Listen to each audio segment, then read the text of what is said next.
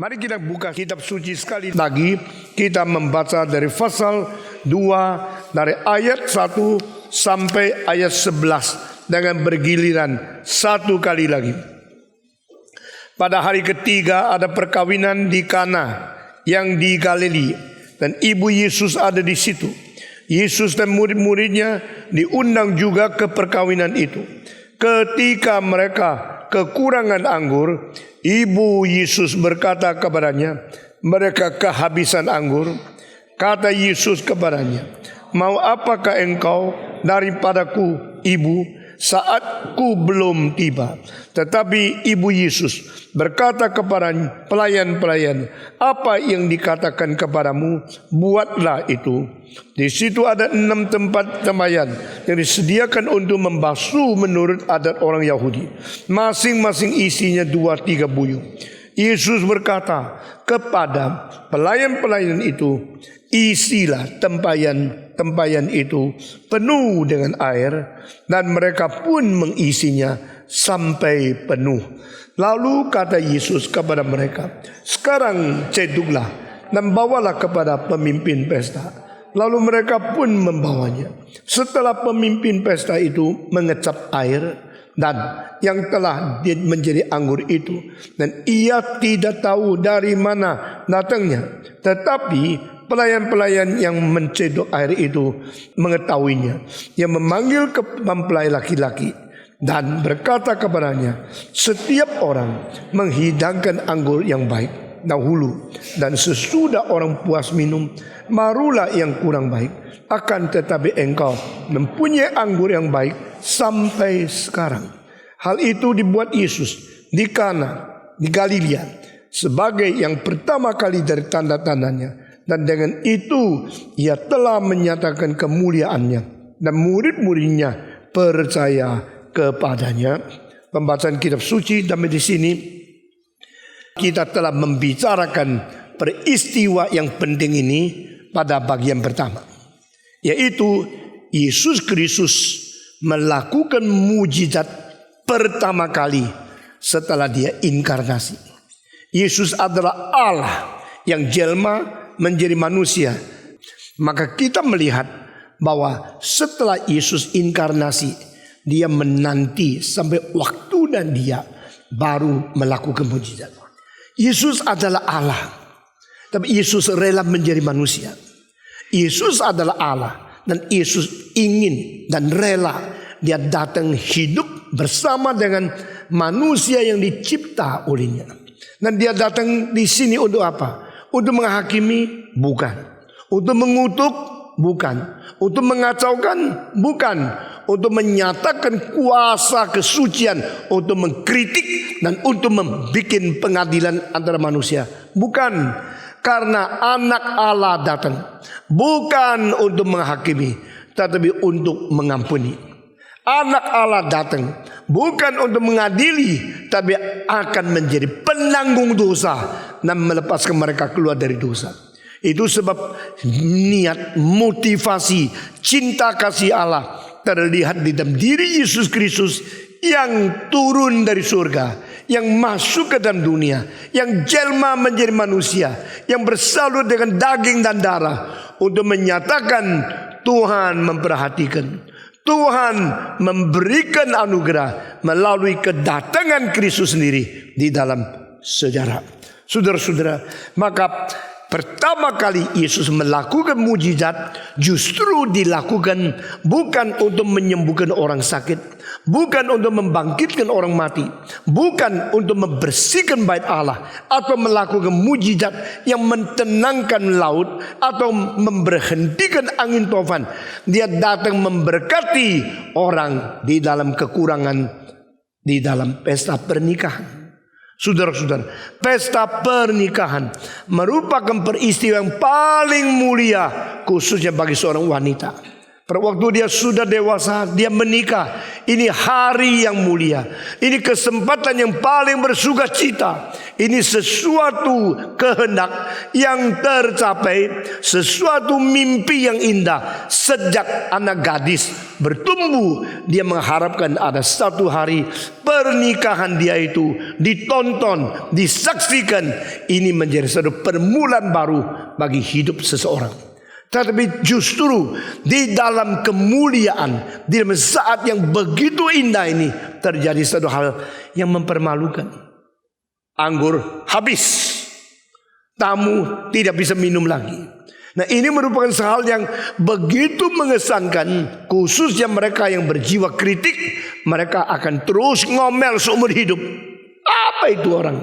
Waktu dia nikah, kita ikut pesta, dan kita di tengah-tengah pesta tidak ada minuman lagi. Nah, ini akan mensakiti orang yang bersangkutan. Dan ini akan menimbulkan sesuatu penyesalan. Dan habis-habis berpuluh-puluh tahun dalam sisa hidup mereka. Kesulitan begini kalau sudah terjadi, maka orang yang bersangkutan sendiri tidak bisa apa-apa. Bayangkan orang yang sedang nikah, boleh dia bilang tunggu sebentar, saya ke dapur lihat. Anggurnya kurang tidak, ayo ganti, ada campur Coca-Cola sama air, lalu kasih mereka supaya cukup. Nggak bisa kan? Dia sedang nikah, dia sedang sendiri, berada dalam status tidak boleh gerak. Tetapi ini urusan dia, ini urusan nama dia selanjutnya. Saudara-saudara saya biasa di dalam gereja itu, kalau waktu orang ribut saya bilang diam, tenang. Tapi hari pernikahan saya banyak orang ribut, saya menjadi mempelai. Saya ingin mengatakan diam. Tapi hari itu dah cocok, saudara-saudara. Dah berani saya. Masa mempelai bilang diam-diam terus duduk lagi di situ. Jadi saya tahan. Kepingin saya lari ke situ. Diam. Ini pernikahannya Stephen Tong, tahu tidak? Itu tidak menghormati kebaktian, tidak menghormati perayaan pernikahan seperti ini. Nah, saya tahu kalau orang yang bersangkut paut berada di kesulitan, nah dia tidak bisa bergerak, itu berapa gelisah adanya. Tapi mungkin orang-orang ini kira semua cukup, kira tidak ada kesulitan, kira di tengah-tengah perjalanan tak mungkin timbul hal seperti ini. Ini artinya apa? Dua hal. Pertama, kurang pengalaman. Pemuda-pemudi dengar baik-baik. Saudara adalah orang yang pintar, saudara adalah orang yang berbakat, saudara mempunyai kecerdasan di dalam banyak hal, tetapi di dalam hal-hal tertentu saudara kurang pengalaman. Jangan engkau GR, kira semua yang kau kerjakan pasti beres. Tuhan kadang-kadang mengizinkan orang pintar mengalami kegagalan supaya dia tidak menjadi sombong. Pemuda-pemudi yang tidak bisa dikatakan apapun, tidak mau menerima penganjuran orang lain, kadang-kadang Tuhan pukul dia dengan cara apa? Patah hati berkali-kali. Ini tidak main-main. Orang yang ganteng, yang pintar, yang sehat, yang muda, kalau dia mau apa saja semua nurut. Apalagi yang dibesarkan di dalam keluarga, papa mama memanja anak. Papa mama manja anak. Ini salah satu dosa yang dari dulu, dari permulaan zaman sampai akhir zaman, dosa yang tidak disadari oleh orang tua. Dan setiap papa mama yang memanjakan anaknya selalu menganggap dia papa yang baik, karena dia memberikan yang terbaik kepada anaknya. Tetapi manusia itu justru harus dibentuk melalui kesulitan, dibentuk melalui penderitaan. Kalau tidak pembentukan dengan unsur penderitaan, kesulitan, dan ujian, itu hidup manusia yang berpotensi yang besar bisa dirusakkan justru oleh orang yang mencintai dia. Itu sebab kadang-kadang Tuhan membiarkan di dunia ini banyak sengsara, penderitaan, diperbolehkan dan tidak diizinkan, dimanja. Saudara-saudara, Tuhan kadang-kadang mengizinkan kegagalan itu terjadi supaya engkau pada saat itu mengetahui dirimu yang pintar tidak bisa tolong dirimu. Kadang-kadang Tuhan mengizinkan, memperbolehkan kesulitan-kesulitan itu muncul untuk mengajar engkau yang biasa tidak mau diajar. Jangan tunggu sampai kesulitan itu muncul dan engkau dipermalukan di hadapan umum. Lebih baik engkau betul-betul pernah dilatih Sehingga menghadapi kesulitan apa saja engkau tidak ngomel, engkau tidak gelisah, engkau tidak menjadi tidak stabil. Tadi pagi saya panggil 6 anak naik ke atas, sedikit bersaksi tentang kesulitan mereka dan sebagainya. Dan ada 1 anak dianggap yang paling baik, karena 6 anak itu bukan saya yang pilih, orang lain pilih serahkan saya. Tapi cuma 1 yang saya agak puas, yang 5 saya tidak puas. Yang terakhir itu ada seorang yang mengatakan, saya tidak bisa ikut NRITC karena uang tak cukup. Dan papa mama tidak tentu setuju saya, maka saya tidak mau minta mama uang untuk NRITC. Untuk membayar ratusan ribu, maka saya akhirnya pakai uang yang saya hemat berbulan-bulan. Dari uang saku yang diberikan, saya tidak makan. Saya menghemat uang itu 1 hari berapa ribu. Akhirnya setelah beberapa bulan, saya sudah mempunyai ratusan ribu. Dan saya daftar ikut NRITC. Nah, ini salah satu kesaksian yang paling baik. Dan dia mengatakan, saya di dalam berapa bulan tidak makan jajan berapa hari. Dan saya menjawab dia, saudara tahu tidak, Stephen Tong waktu SMP 1, SMP 2, SMP 3, SMA 1, SMA 2, SMA 3, 6 tahun hanya masuk kantin minum teh 3 kali. 6 tahun 3 kali. Berarti berapa? 730 hari baru minum teh 1 kali. Karena waktu itu uang minim sekali. Saya diberikan uang itu tidak mungkin saben hari uang itu bisa minum teh 1 gelas. Dan saudara-saudara, akhirnya saya kumpul untuk yang lain. Saya 2 tahun baru minum 1 gelas teh. Bukan berarti waktu lain itu haus sampai mati, tidak. Itu minum air di rumah. Dan sampai di sekolah tahan haus 6 jam 7 jam keringat, baru pulang minum lagi. Itulah caranya hidup. Manusia mau sukses, manusia mau jadi, manusia mau berpengaruh, manusia mau menjadi berkat bagi orang lain. Sendirimu harus mau dididik, mau didisiplin.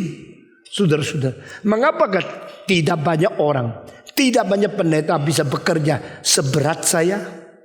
Kenapa banyak orang muda tidak mempunyai kekuatan seperti saya? Karena mereka tidak dilatih. Kenapa saya kerja berat tidak ngomel? Saya tidak rasa saya kerja berat karena saya sudah dilatih. Dari muda dilatih. Jadi saudara-saudara, di dalam banyak hal kita kurang pengalaman, tapi kita memakai semacam ide sempurna untuk menilai diri, menganggap diri kita identik dengan ide kita. Dengan ide yang sempurna, engkau mengidentikan dengan pengalamanmu yang kurang, engkau gampang menghina orang lain. Mestinya begini, mestinya begitu. Mestinya, apa itu artinya mestinya? Mestinya begini, mestinya begitu. Itu menurut idemu. Tapi waktu kamu yang berada di dalam situasi yang sama, tak karu-karuan. Kalau melihat orang nikah, melihat perpestaan pernikahan, ini kurang ini. Setelah serahkan dirimu, engkau harus menghias tempat nikahmu, harus membereskan semua rencana untuk pernikahanmu sendiri. Baru tahu, dah gampang sekali. Saudara-saudara sekalian, 1 kali saya panggil semua hamba Tuhan, pendeta penginjil. Ayo, 1 orang kasih satu kertas, desain tempat yang kita pakai itu. Kalau perlu 1 kantor, perlu 2 WC, perlu beberapa tempat gudang dan sebagainya. Coba desain taruh di mana?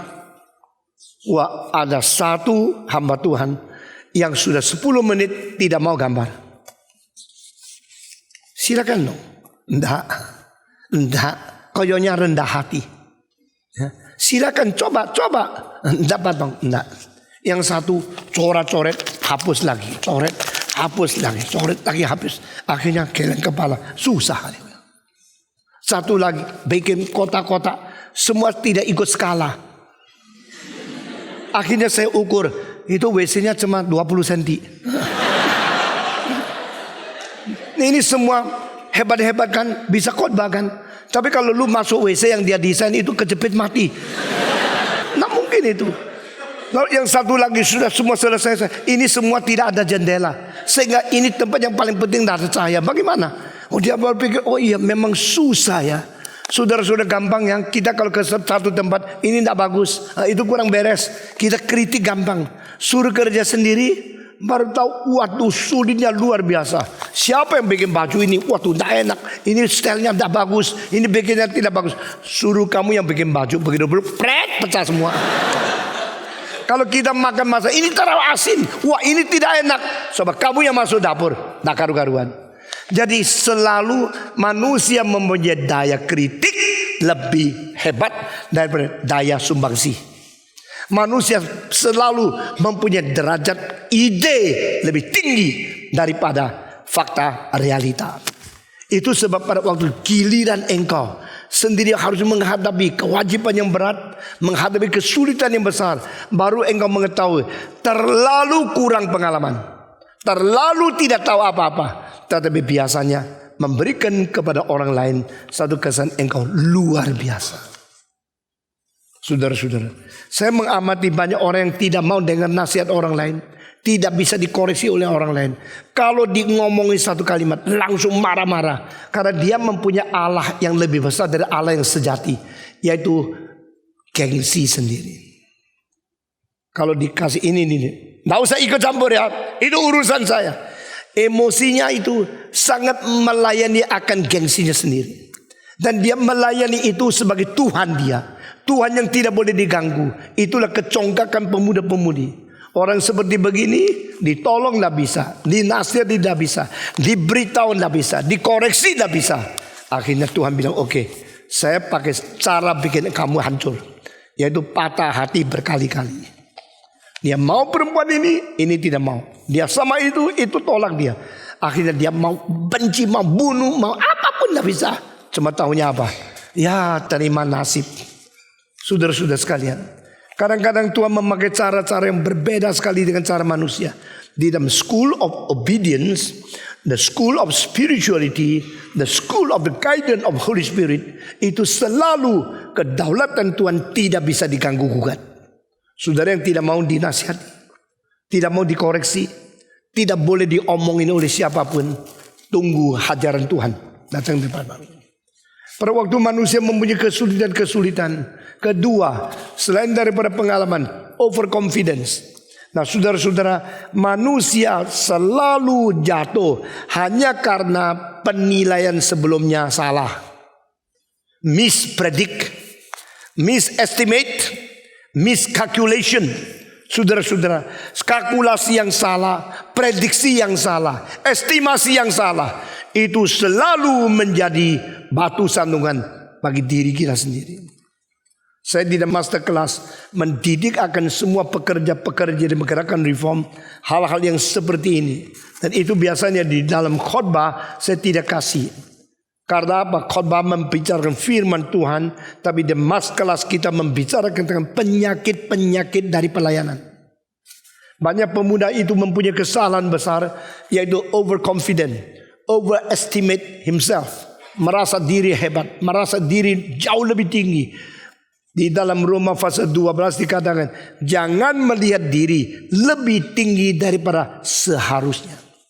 Jangan menilai diri lebih hebat dari sepatutnya. Jangan mengkalkulasi diri lebih daripada takar yang Tuhan berikan kepada engkau. Lihatlah dirimu menurut takaran iman, apa besar, apa kecil, dengan keadaan yang wajar. Kalau saya diberi bakat 50, jangan saya anggap saya 70. Kalau saya diberikan talenta 3.000, jangan anggap saya 5.000. Kalau saya diberikan kemungkinan, potensi, jangan saya kira saya pasti jadi. Saudara-saudara, orang yang menilai diri dengan tepat itu orang bijaksana. Orang yang mengetahui keterbatasan diri sampai di mana, itu orang yang bijaksana. Orang bijaksana tidak underestimate himself. Orang bijaksana tidak overestimate himself. Orang bijaksana mempunyai satu kompas, mempunyai satu takar yang sesuai dengan seharusnya. Dan ini menjadi salah satu yang memberikan kemungkinan engkau sukses di dalam kerjakan segala hal. Pemuda-pemudi, hati-hati dengan kalimat-kalimat seperti ini. Pada waktu engkau mempunyai ambisi yang jauh lebih tinggi daripada abilitas, itu ambisi membuat engkau menjadi superioritas kompleks. Setelah engkau mempunyai sesuatu ambisi yang besar sekali, lebih daripada potensi yang Tuhan berikan kepada engkau, engkau menunggu kegagalan, menunggu kehancuran, menunggu kecewa. Karena yang kau targetkan itu bukan dari Tuhan, dari kemauanmu sendiri. Sebaliknya, kalau engkau mempunyai ambisi yang jauh lebih turun dari potensi yang ada, engkau akan menjadi orang inferioritas dan underestimate. Sehingga engkau menanam modal, menanam potensi, menanam semua talenta dan semua kemungkinan yang Tuhan berikan kepada engkau di bawah tanah, dan akhirnya tidak berkembang sama sekali. Tugas kita adalah menemukan diri, lalu memperkembangkannya. Tugas kita adalah menganjurkan orang lain, jangan over dan jangan underestimate themselves. Saudara-saudara, banyak anak muda yang pintar sekali karena ditekan-tekan orang tua, dihina-hina orang-orang tua atau guru mereka, sehingga selamanya merasa diri tidak bisa, saya tidak mungkin, saya istilah tak mungkin, tak bisa, tak mungkin, tak dapat, tak mungkin, tak bisa, terus keluar dari mulut mereka. Karena apa? Karena mereka sudah biasa menghina diri, menekan diri. Tetapi sebaliknya ada semacam orang mengatakan bisa, mungkin, apa saja mungkin. Jangan tidak tahu diri. Dia cuma tahunya pakai ide-ide yang tinggi untuk menjadikan diri GR, menjadikan diri besar. Jangan kira engkau, jangan kira orang biasa. When you estimate yourself too high, you use your superiority to look down others. You are abusing yourself. Saudara-saudara, dua hal ini mari kita belajar. Kurang pengalaman. Engkau bilang, ya memang kurang pengalaman. Siapa yang nikah pengalaman banyak? Oh, aku pasti pernikahan semua beres, karena saya sudah nikah 50 kali. Cilaka orang yang menjadi istrinya karena dia sudah nikah 50 kali. Nikah begitu banyak itu. Pasti nikah kurang pengalaman. Saudara-saudara, kurang pengalaman tidak apa-apa. Kurang pengalaman itu lumrah. Apalagi nikah harus kurang pengalaman. Nikah tak boleh banyak pengalaman semua. 1, 2, 3. Tetapi kurang pengalaman itu tidak apa-apa. Harus mau dengar orang lain, harus mau belajar dari orang lain. Harus serahkan mereka yang berpengalaman untuk mengatur berapa banyak anggur, berapa banyak orang yang datang. Saya sering tanya murid saya, engkau mau menikah? Ya. Engkau cetak berapa undangan? 700. Engkau kira berapa yang datang? Mungkin 600. Akhirnya datang cuma 150. Bagi engkau cetak undangan yang bagus, dikirim ini satu peristiwa. Betapa aku menghargai engkau. Aku cantumkan namamu di dalam ini brosur atau di dalam undangan yang begitu cetak, begitu indah, begitu banyak uang yang saya bayar. Ini penghargaan besar. Pasti lu datang. Bagi dia, aduh bulan ini undangan ada 8, cuma kertas tok dibuang. Jadi kurang pengalaman. Kalau pengalaman itu betul-betul tepat, harus bagaimana? Estimasi. Tapi estimasi itu berarti tidak tahu apa yang sesungguhnya. Cuma estimasi. Jadi imajinasimu, ini hari yang datang berapa, dan yang betul-betul tanggal berapa, harus cetak berapa. Engkau melihat banyak rumah orang itu ada undangan yang kebanyakan yang belum dibagi. Tetapi kadang-kadang engkau melihat setelah habis selesai pernikahan, banyak makanan yang tidak bisa dibagi. Karena estimasi selalu salah, ya kan? Undang 1000 orang datang cuma 300, maka nasinya 700, ya, yang besoknya basi semua. Lalu mau dikasihkan siapa? Waktu itu mau cari pengemis, kasih free pun baru rasa kurang pengemis di Jakarta. Heran ya, kita kalau lagi digigit nyamuk itu, wah di sini nyamuk, sini nyamuk. Waktu sudah bangun mau pukul nyamuk, kurang banyak nyamuk. Barang yang kita tidak cari ketemu terus saben hari. Yang kita cari bagaimanapun tidak ketemu di mana.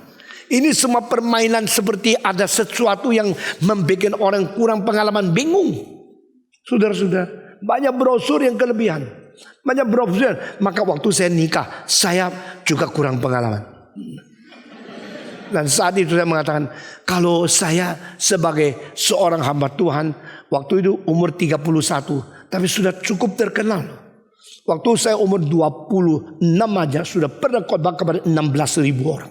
Waktu umur 31 sudah berkhotbah kepada 20.000 orang di Manado. Sehingga saya kira orang-orang pernah dengar khotbah saya banyak. Dan ada yang dari luar kota datang mau lihat Stephen Tong kalau nikah modelnya apa. Saudara-saudara. Lalu saya rundingan sama mantan pacar saya. Saudara-saudara. Kira-kira mau undang berapa banyak. Nah, anggota gereja saya sendiri kira-kira sudah ada 1.000 lebih. Waktu itu di Surabaya. Akhirnya kita menetapkan 1.200. Yang datang 1.200 orang. Wah, ini termasuk salah satu pesta yang paling besar bagi seorang namanya pendeta yang tidak kaya. Saya bukan orang kaya. Saya orang yang sangat minim. Tapi semua uang saya pakai dengan sebaik mungkin. Dengan semaksimal fungsinya. Dan tidak boleh buang. Lalu akhirnya saya mengambil keputusan. Tidak pesta. Stephen Tong menikah tidak memberikan pesta. Hanya undang 2 meja. Makan untuk keluarga laki dan keluarga perempuan. Yang sudah lain tak usah makan. Orang bilang pelit banget. Orang lain nikah kasih lu makan. Lu nikah dah kasih orang makan. Tapi saya bukan ambil uang itu untuk menjadi egoisme. Semua ada hadiah untuk pernikahan saya. Saya semua serahkan untuk pekerjaan Tuhan. 25% untuk sekolah teologi. 25% untuk gereja kami. 25% untuk sinode. 25% untuk penginjilan di luar pulau. Semua saya bagi, 1 sen pun tidak ambil. Kalau saya tidak ambil uangnya, lu dah makan, jangan ngomel kan? Kira-kira, tapi tidak bisa. Lalu dari uang simpanan sendiri keluar sebagian besar. Saya tidak beli makanan yang bisa basi, yang bisa busuk. Saya kasih itu coklat dan kembang gula yang bagus. 1 orang 1 bungkus. Lalu engkau dah makan dah apa-apa. 3 hari juga dah apa, 7 hari juga dah apa-apa. Pokoknya dah ada uang yang diboroskan. Lalu 1 orang datang, saya kasih 1 kitab suci. Perjanjian baru, perjanjian lama. Dengan tanda tangan saya sama nyonya saya. Juga dah sedikit uang yang dipakai. Karena 1.200 bagian kok. Akhirnya cuma sisa kira-kira 50 kitab suci itu. Cuma sisa 50 bungkusan coklat. Dan itu bungkusan coklat sampai 3 minggu dibuka masih wangi. Kitab suci sampai 2 bulan masih boleh memberikan kepada orang lain di dalam penginjilan. Sehingga tidaklah 1 sen yang boros. Saudara-saudara, di dalam pernikahan kadang-kadang itu makanannya 3.000, yang datang cuma 800. Wah, rusak semua, uang habis. Dan engkau bilang, kok bisa ya? Saya undangan sudah kirim banyak, kok tidak mau datangnya. Lu kira begitu lu undang semua datang? Lu kira engkau begitu penting? Kadang-kadang kita membagi undangan penginjilan berpuluh-puluh ribu, yang datang sedikit. John Haggai membuat pembangunan rohani pertama kali di Jakarta. Dia membagi traktat 1 juta, yang datang 3.000 orang. 997.000 traktat akhirnya dibuang oleh orang. Lalu beberapa bulan kemudian saya ketemu dengan manajernya. Saya bilang, saya tidak setuju cara engkau bekerja Tuhan ini. Kenapa? You memboroskan 997 tiket dibuang-buang oleh orang. Itu soal kecil. Karena cetak uang tiket itu tidak banyak. Tetapi orang yang berani membuang kebaktian kebangunan rohani itu tiket dibuang. 1 kali, 2 kali, 3 kali. Mereka mulai menghina kekristenan. Karena apa? Kebaktian Kristen tidak ada nilai. Tidak usah datang kok. Mereka yang mau saya. Maka pada waktu saya pakai tempat yang sama Istora. Saya bikin kebangunan rohani tahun 86 kali pertama. Saya tidak pakai undangan sebanyak mungkin. Saya pakai tiket. Yang mau ambil dan beri kepada kawanmu. ajak mereka datang, yang tidak ada tiket tidak boleh masuk. Akhirnya drop rate cuma 15%. Nah, apakah kita belajar semua dari Barat? Saya percaya pada saat yang tertentu Barat harus belajar dari kita. Kalau kita mengerti sesuatu lebih dari mereka. Oh, orang itu bukan saja tidak mau dengar nasihat saya. Dia mengatakan, you are wrong. Saya bilang, I don't care. What do you think about? I'm wrong. But I tell you, that is your American way. American want to do everything big, everything big. Akhirnya when collapse big. Banyak orang-orang di Tiongkok yang tidak ngerti apa-apa. Sekarang ekonomi booming. Karena apa? Pernah susah. Orang yang pernah susah dapat uang sedikit sudah puas. Orang yang terlalu enak-enak dikasih berapa puluh juta tetap tidak puas. Di Tiongkok itu orang kerja setengah mati. Satu hari cuma dapat berapa dolar. Kerjanya bagus. Saya debat sama mereka. Akhirnya saya tidak pakai cara daripada mereka. Saya pakai cara apa yang saya lihat dari Alkitab. Kerja berpuluh-puluh tahun. Dan menjadi satu hal yang sangat stabil. Saudara-saudara. Kita semua tidak ada pengalaman. Tapi pengalaman itu datang sendiri. Pengalaman itu datang daripada mengalami. Mengalami, namanya mengalami. Pengalaman, hal yang dialami. Itu, waktu engkau mengalami sesuatu, engkau tidak ada pengalaman, tidak apa-apa. Engkau belum pernah nikah, tidak apa-apa. Engkau belum pernah membangun gereja yang besar, tidak apa-apa. Asal you setiap step, setiap langkah hati-hati. Jangan sombong karena engkau overestimate yourself. Jangan overconfident kira engkau bekerja apa pasti jadi. Kita harus pakai cara-cara yang disembunyikan di dalam prinsip Alkitab untuk dengan sungguh-sungguh berwaspada, sungguh-sungguh takut kepada Tuhan, dan sungguh-sungguh menghemat. Akhirnya satu persatu jadi. Pemuda-pemudi yang nikah sampai separuh anggurnya habis, sekarang di surga dengar khotbah saya sekarang ini. Dan saudara yang belum nikah harus dengar. Yang sudah nikah juga dengar. Tapi sudah selesai. Sudah terjadi hal tidak apa-apa, dengar dulu, nanti kasih tahu sama anakmu. Mereka kurang pengalaman. Kurang pengalaman, overconfident, dan tidak mau dengar nasihat. Itu terjadi sesuatu hal yang tidak diduga. Sudah terjadi bagaimana kalang kabut. Puji Tuhan. Di dalam semua kesulitan, kekurangan pengalaman, kegagalan kita, jangan lupa undang Yesus. Undang Yesus hadir di dalam peristiwa-peristiwa hidupmu yang penting. Waktu engkau studi, undang Yesus. Waktu engkau ke luar negeri, undang Yesus. Waktu engkau merancang sesuatu rencana perdagangan, undang Yesus. Waktu engkau buka pabrik, undang Yesus.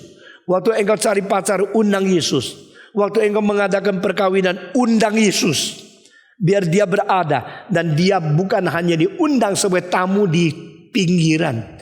Dia harus diundang sebagai Tuhan rumahmu. Amin. The Lord Jesus Christ is the Lord of our family. Benarkah orang suka cantel itu? Itu mulutnya tok. Tuhan itu adalah Tuhan keluargaku. Tapi kadang-kadang dia hal yang paling penting tidak berdoa, tidak cari kehendak Tuhan, tidak menggobris. Sampai kalau sudah oh Tuhan. Tuhan bilang, ayah pengemis ini minta daripadaku. Dari dulu tidak mau dengar saya. Waktu dengar khotbah tidak perhatikan. Waktu membaca kitab suci tidak memperhatikan. Dalam kesulitan Tuhan yang ngotot seperti nabi palsu. Tuhan kadang-kadang jengkel melihat kita.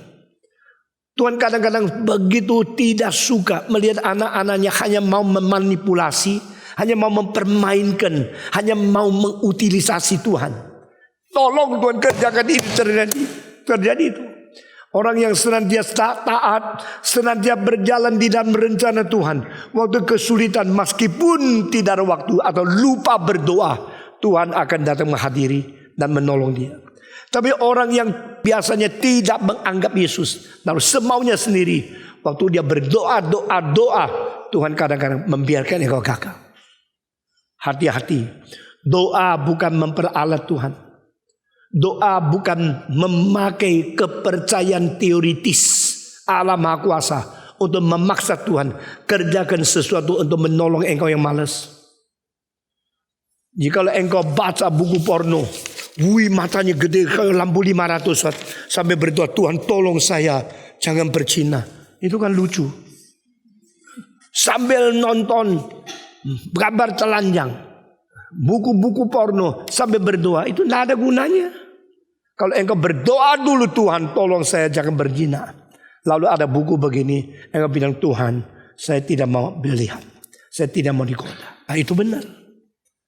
Di dalam kesulitan-kesulitan mungkin dan pasti terjadi karena kita kurang pengalaman, karena kita overconfident, karena kita meleset, karena kita gagal. Oh, ini setelah Makau bikin tempat-tempat besar untuk perjudian. Waduh, Singapura bilang cilaka. Orang kaya-kaya uangnya kelebihan, nanti ketarik selain ke Genting, ke Makau, jadi Singapura ketinggalan. Kita ikut Singapura, ikut bikin pusat perjudian. Wah, dengan yang merencanakan Frank Gehry atau siapa. Luar biasa. Begitu belum jadi, maka mulai mau bangkrut. Singapura mau apa? Tunggu bangkrut, kurut. Waktu itu karena uang terlalu gampang. Kalau uang terlalu gampang, kenapa disita situ? Singapura yang dulu saya sangat hormati loh. Lee Kuan Yew mempunyai stabil dan prinsip yang luar biasa. Tapi sekarang bikin tempat kasino.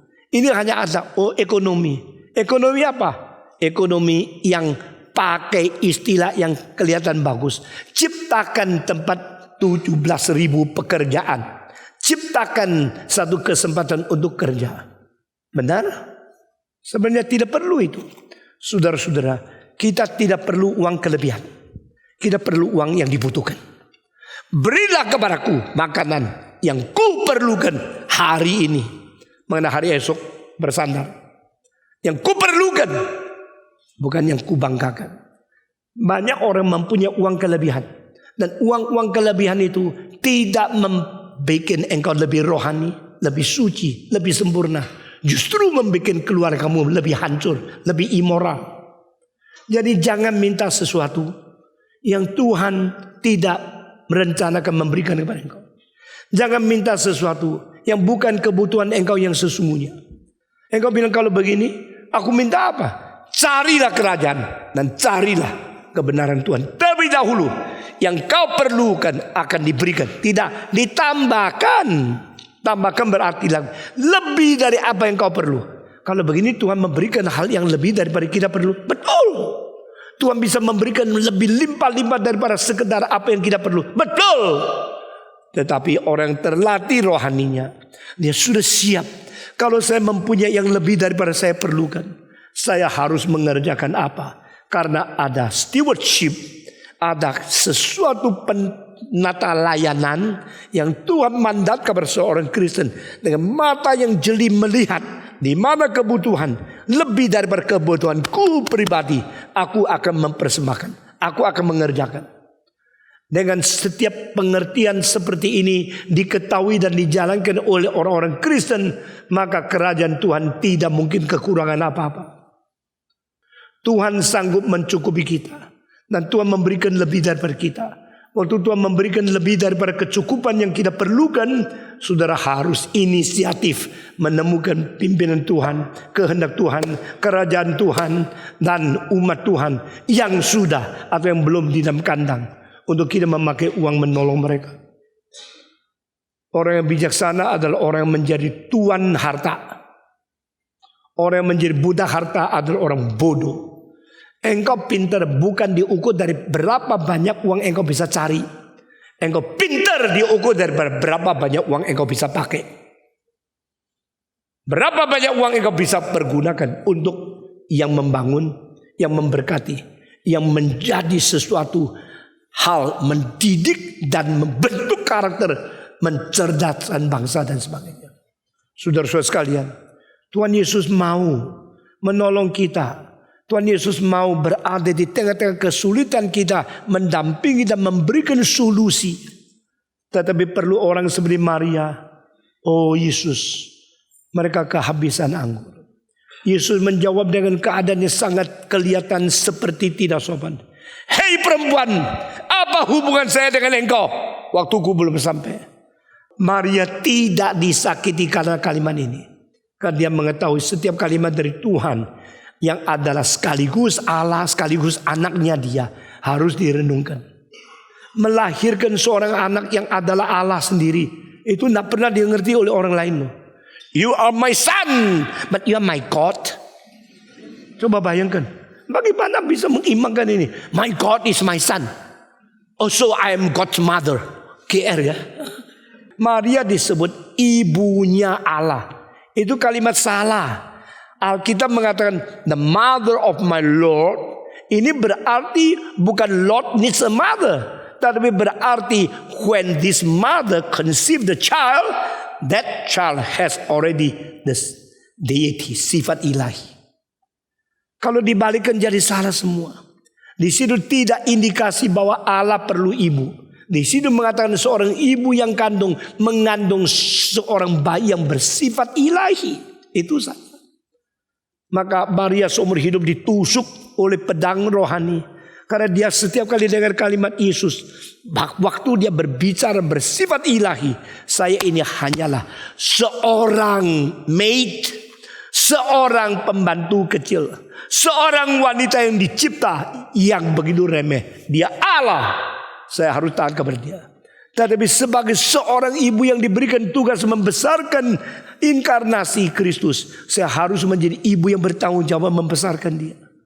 Itu keadaan yang sangat paradoks, sangat kontradiksi, sangat sulit. My son is my God. The son I give birth is my creator. Waktu Yesus mengatakan, hei perempuan, apa hubungan aku dengan kamu? Engkau kira engkau memerintahkan aku? Engkau kira engkau berbagian dalam melakukan mujizat? Mujizat dilakukan oleh Allah dan hanya dilakukan oleh Allah. Tidak ada bagian daripada manusia yang boleh berada di dalamnya. You jangan intervensi. My time is not yet up. Kalimat ini sudah saya jelaskan minggu lalu. Dan itu penting sekali untuk kita mengerti sifat ilahi Kristus. Karena waktu melakukan mujizat, Yesus bukan pakai cara sifat manusia. When Jesus Christ performed miracle, He performed with the status of being God. God doing God's work. Nah, mujizat dilakukan oleh Allah, tidak diizinkan manusia berbagian di dalamnya. Sehingga kalimat, hei perempuan, apa hubungan aku dengan engkau? Dan waktuku belum sampai. Jangan engkau paksa. Jangan engkau suruh. Jangan engkau kira engkau mempengaruhi saya. I am sovereign God. I am the one with the sovereignty and the lordship. No invention from you. No intervention from you. Sehingga pada waktu dia mendengar kalimat ini, Maria seperti sekali lagi tertusuk. Tapi dia tidak pernah melayani emosinya sebagai Allah. Dia tidak pernah memperdewa gengsinya dia sendiri. Dia selalu takluk. Selalu dengar kalimat yang sulit diterima, dia takluk. Dia mengetahui God never do anything wrong.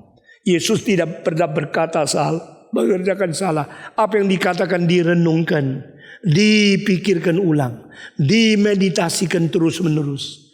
Setiap kali Maria mendengarkan kalimat yang sulit diterima, Alkitab tidak katakan dia debat atau dia lawan atau dia bantah. Alkitab mengatakan dia keep in mind dan dia merenungkan terus siang malam. Dan langsung dia mengatakan kepada semua pembantu-pembantu di sini, apa yang disuruh oleh dia lakukan. Nah, sebenarnya kalau kita melihat semua istilah-istilah yang muncul di ayat ini, seolah-olah Maria itu orang yang penting di dalam keluarga itu. Karena dia di situ. Tidak dikatakan Maria diundang. Dikatakan waktu orang itu mengadakan perkawinan, Maria ada di situ. Berarti mungkin dia orang yang sangat penting, orang yang berpengaruh dan orang dihormati oleh rumah itu.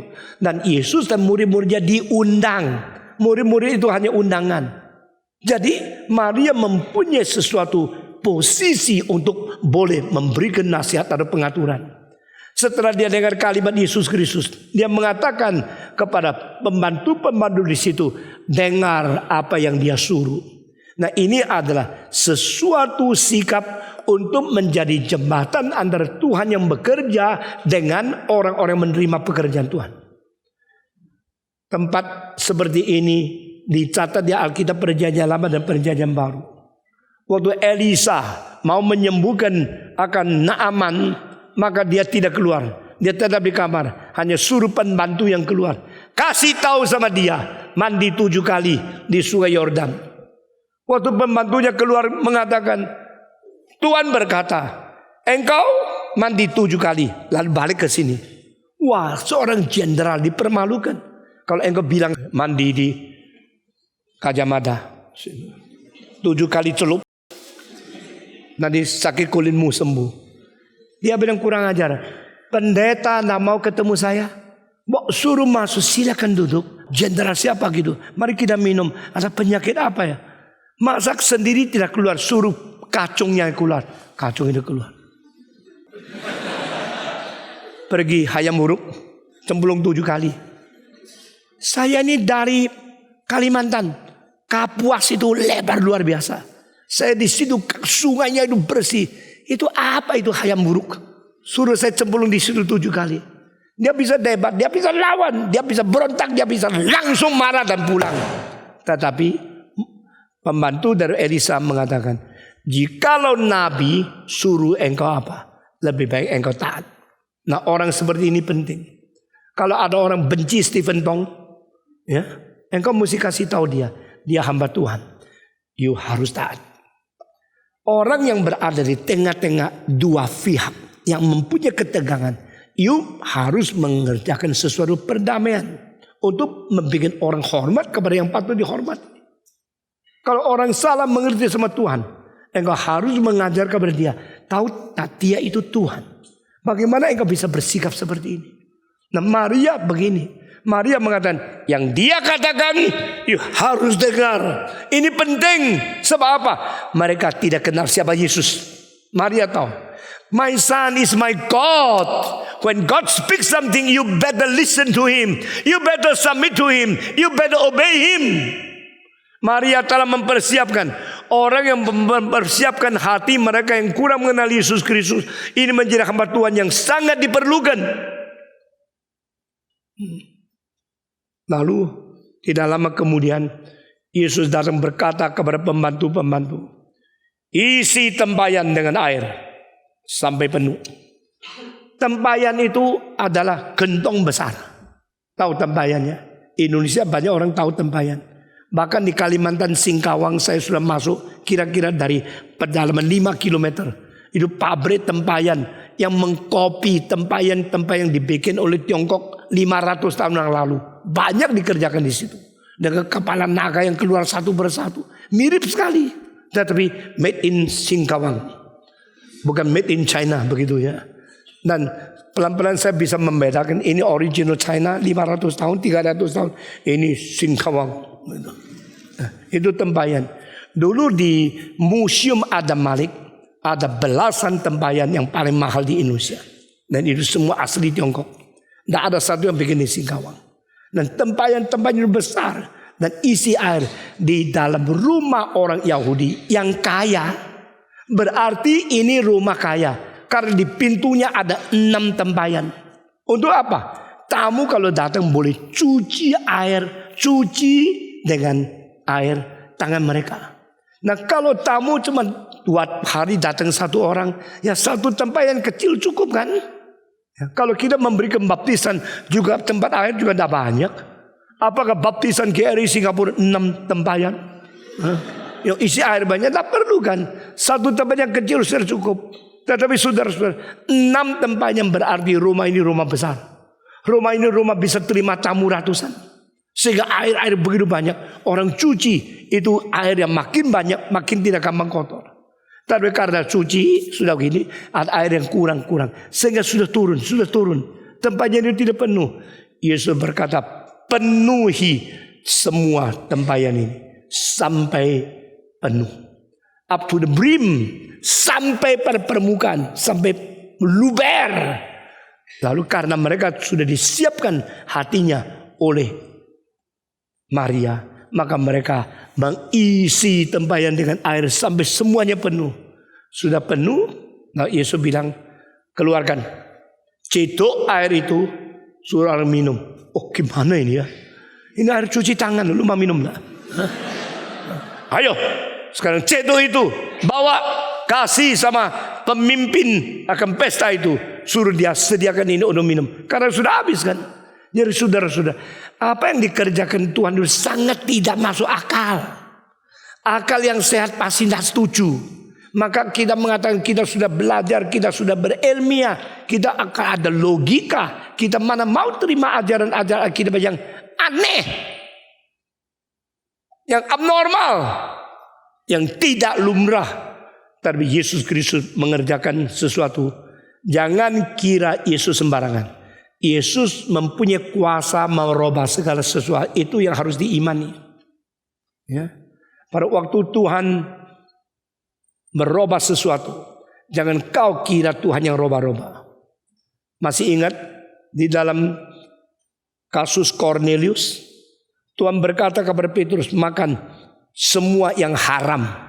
Loh Tuhan jangan rubah-rubah dong.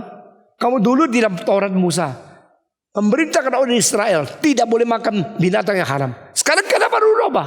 Nggak, saya tidak mau. Saya dari dulu tidak pernah makan binatang yang haram Tuhan. Tuhan mengatakan, lu kira gua rubah? Atau lu rubah? Saya tidak rubah kamu. Saya juga tidak rubah. Tapi saya sudah merubah yang haram menjadi yang bersih. Sehingga engkau jangan kira yang sudah kuduskan tetap najis. When God using His power to transform others, you should change your mind. Ada orang dianggap anak nakal, terus kesannya itu tidak pernah dihapus. Selalu benci dia karena nakal. Tahu tidak Tuhan sudah merubah anak nakal menjadi orang yang paling pintar dan paling baik, paling cinta Tuhan. Jangan engkau masih menyebut dia dulu dia nakal, dia nakal. Tidak bisa begitu dong. Ada kuasa perubahan itu bikin you to change your mind. Bukan engkau mengkritik Allah roba-roba. Bukan engkau kritik Allah suruh engkau roba-roba. Engkau harus menikmati Allah sudah merubahkan sesuatu. Sehingga kita harus ikuti akan apa yang Tuhan tetapkan. Nah ini sebab pada waktu Yesus bilang isi air, mereka isi. Keluarkan air, mereka keluarkan. Bawa kepada pemimpin pesta, mereka bawa. Suruh minum. Wah ini apa ini ya? Jadi susah sekali. Memang tidak masuk akal. Tapi Tuhan sanggup merubah. Lalu semua itu tidak tahu. Kalau tidak tahu kerjakan sesuatu lebih tidak berdosa kan. Sudah tahu lalu kerjakan. Itu sengaja melawan apa yang kau tahu. Itu berdosa kan. Jadi ini lebih baik tidak tahulah. Jadi pemimpin pesta bilang, oh ada lagi ya. Dibawa di sini. Wah dia isi anggurnya. Waktu mereka bilang, lihat coba. Waduh luar biasa. Dulu cuma bir ini champagne. Dulu cuma toa. Sekarang brandy. Wah sekarang sudah menjadi barang minuman yang mahal sekali. Lalu dia bagi mempelai. Orang biasa kasih yang baik. Sudah sisa baru kasih yang kelas 2. Kenapa kau taruh anggur yang paling baik? Tunggu sampai terakhir baru keluar. Orang itu bingung, tidak tahu semua. Nah ini adalah satu cara perbedaan. Saudara-saudara, di dalam perbandingan ini, orang biasa kasih yang baik, sudah habis kasih yang tidak baik. Tapi Tuhan mengatakan, yang standar kepadaku, aku memberikan yang terbaik di belakang. Ini bedanya manusia sama Tuhan ya. Kita selalu pakai dulu yang enak-enak, yang baik-baik. Akhirnya sudah kecepit, baru yang sisa-sisa dipakai. Saya kalau melihat orang ngecap paspor, paling jengkel. Capnya di tengah-tengah. Sudah tengah-tengah 2, sudah 1 lembar habis, tidak bisa lagi. Saya mengatakan silakan cap di pinggir-pinggir. Yang bilang masih ada tempat ke toks ini, toks itu. Sudah 3 bulan, sudah hampir habis. Saya punya paspor setiap 6 bulan ganti 1. Coba lihat. Ini isinya di dalamnya itu semua ini penuh, karu-karu ini semua penuh. Saban minggu itu 5 negara. Tok. 1 minggu 10 tok. Capnya gini. Lalu sisa ini tidak bisa dipakai lagi. Jadi banyak orang itu seenaknya tok. Sampai 5 bulan. Wah, ini sudah mau habis. Dia cari. Tok. Sini separuh, sini separuh. Karena apa? Karena kalau ada seenaknya pakai. Pemuda-pemudi belajarnya. Kalau masih banyak uang foya-foya. Sudah sisa, cari lagi.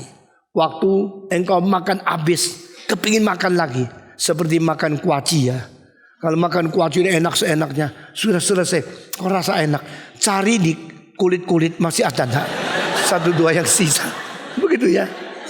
Kalau ada uang seenaknya pakai. Sudah sisa sedikit tidak ada uang. Baru irit-irit. Jangan gitu dong. Bersiap untuk hari kesulitan. Jangan ada terus dipakai seenaknya. Saya kira itu semut boleh jadi profesor kita. Semua 1, 2, 3. Semut boleh jadi profesor kita. Dia selain makan yang perlu, simpan banyak yang terbaik untuk waktu musim dingin datang. Dia tidak pernah khawatir. Saudara-saudara, semua orang kasih yang terbaik. Sudah habis, baru kasih yang tidak baik.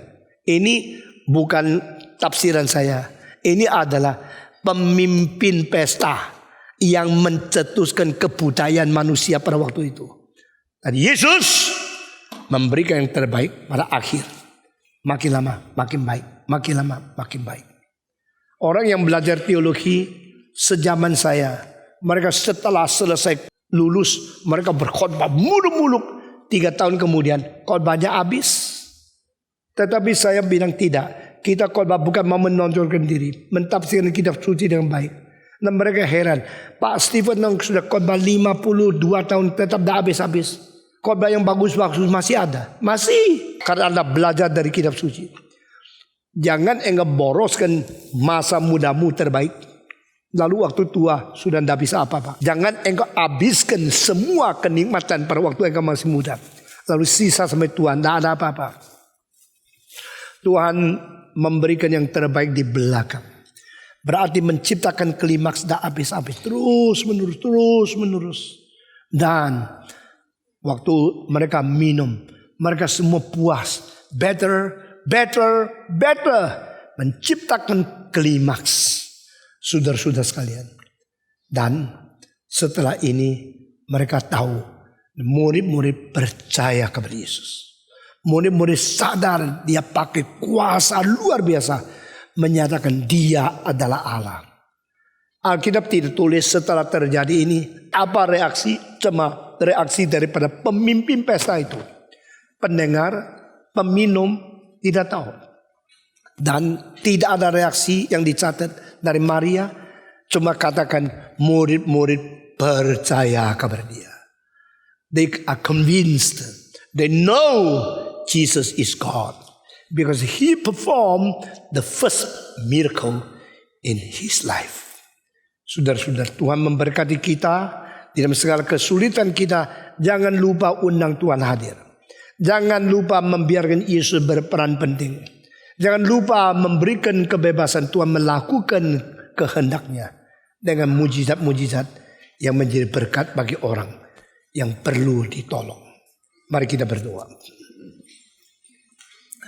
Bapa di dalam surga, kami berterima kasih sebagaimana anak-Mu datang ke dalam dunia menjadi berkat bagi siapapun yang memerlu dan menghargainya. Kami juga mengundang Tuhan masuk ke dalam hidup kami, ikut memberikan kepada kami rencana, kuasa, bijaksana dan anugerah yang terbaik untuk merubah kesulitan-kesulitan yang kami alami karena kami masih kurang pengalaman. Karena kami terlalu confident, karena kami salah estimate, karena kami salah prediksi, salah evaluasi, sehingga kami akhirnya mengalami kerugian yang besar.